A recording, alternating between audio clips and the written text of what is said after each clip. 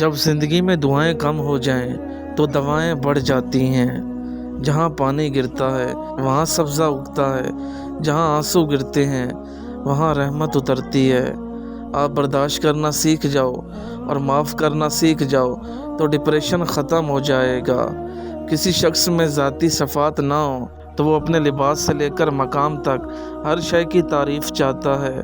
गमगीन ना हो तो जो भी खोता है वो किसी न किसी नेमत की सूरत में दोबारा पा लेता है। मौलाना जलालुद्दीन रूमी। इल्म अपनी गलती मानता है, जहालत नहीं मानती।